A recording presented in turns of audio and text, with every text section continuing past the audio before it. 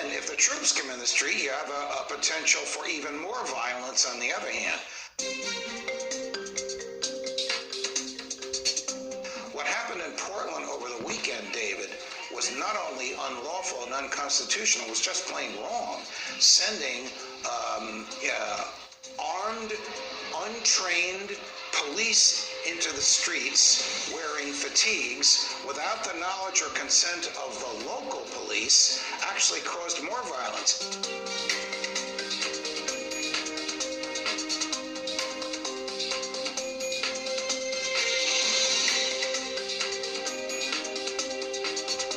First of all, they have to wear uniforms that identify them. They can't wear fatigues with a piece of tape that says police. Why not? Because if you have an encounter with one of them, you are entitled to know the name of the human being with whom you're having an encounter. They can't get in the slippery slope, Steve, of gradually enforcing local law and gradually replacing police. The way to clean it up is through the political method, not through the use of federal force.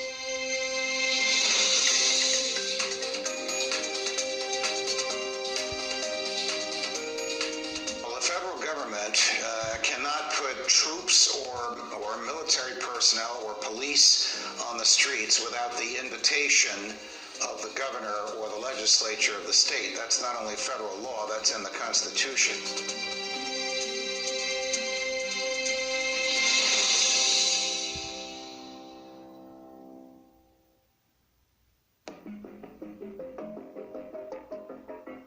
What are you doing? Use your words. What are you doing?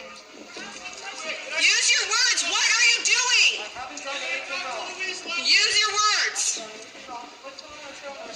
What is going on? We need to know. Who are you? Or are you taking? NLG will get you out. What's your name? Tell us your name. What's your name? Okay, you're fine. We'll get you out. Bro, what?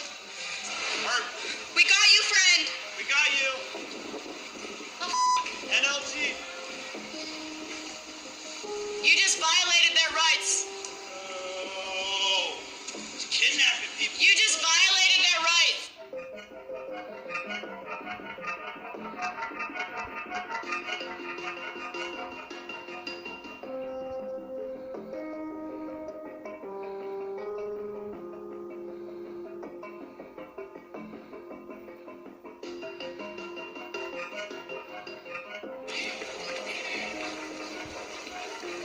How are we supposed to know who you are? How are we supposed to know you're not kidnapping us and you're civilians kidnapping us?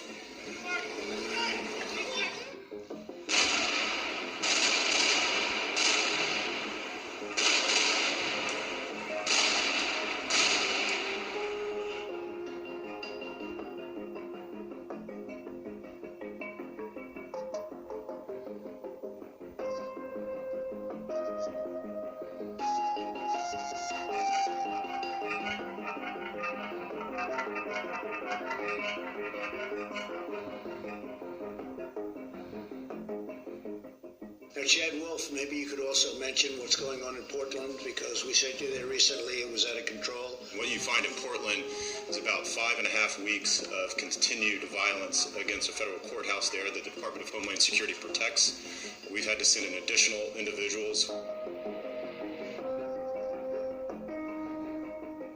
We've done a great job in Portland. Portland was totally out of control, and they went in, and I guess we have many people right now in jail, and we very much quelled it. And if it starts again, we'll quell it again very easily. It's not hard to do if you know what you're doing.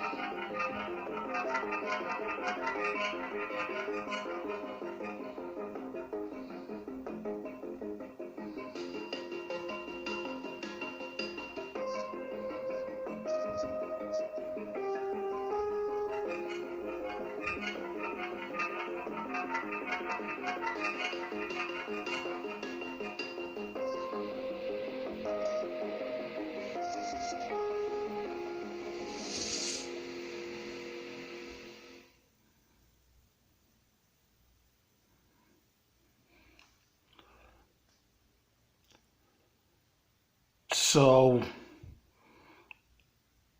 that looks more like a scene out of North Korea or China or Russia or maybe Venezuela than it does out of the USA, out of Portland, Oregon.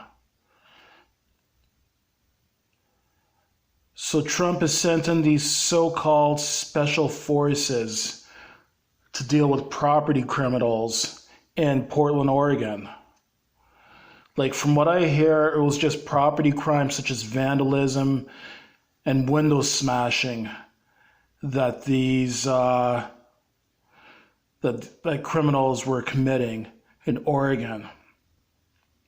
And he sends in these special forces police that were not requested by any officials in that jurisdiction to just basically round up these people and snatch these people off the streets.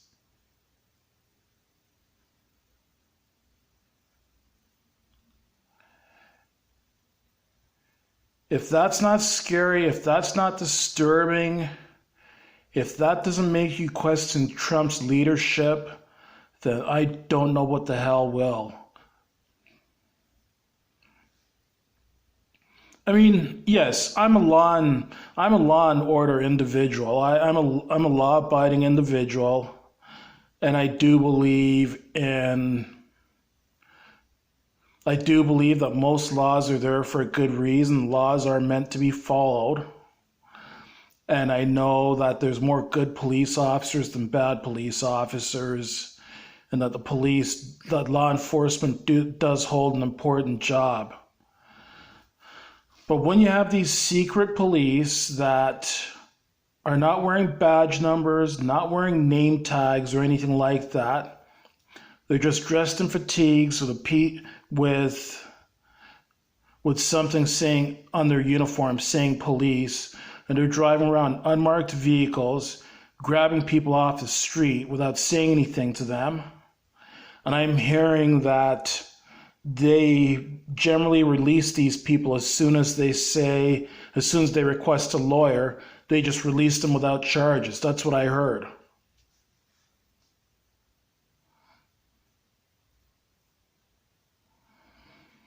How the hell has Trump gone from being a business person to a dictator? You know what? I can't really say this surprises me about Trump. I still remember back during his 2016 campaign, like at his rallies, I remember hearing at least one of his rallies, him saying, they should just cancel the election and give it to Trump. And of course, all his right-wing retard Trump-tards started cheering when he said that.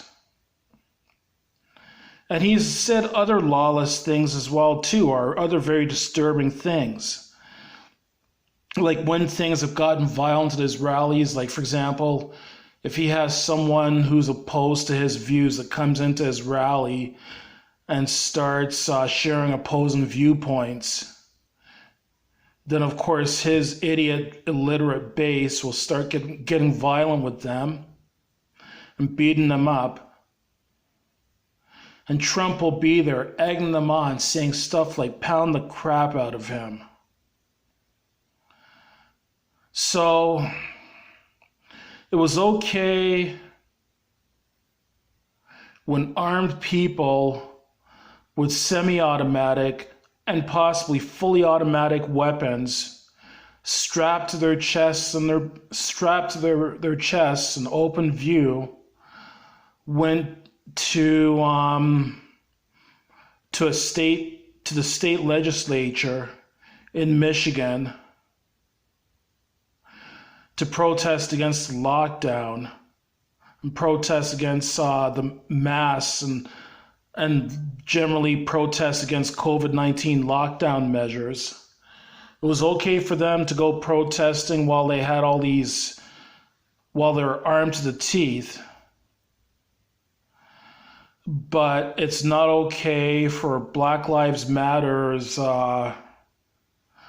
protesters to break windows and commit graffiti. I mean, again, I'm not endorsing law breaking here.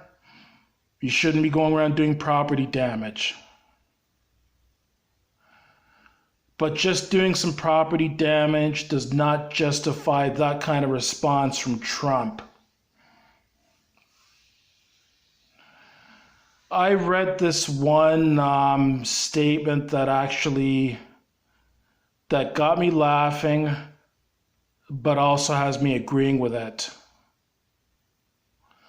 On November 3rd, dump the turd. In other words, get rid of Trump. I hope that on November 3rd that Americans are smart enough to get rid of Trump.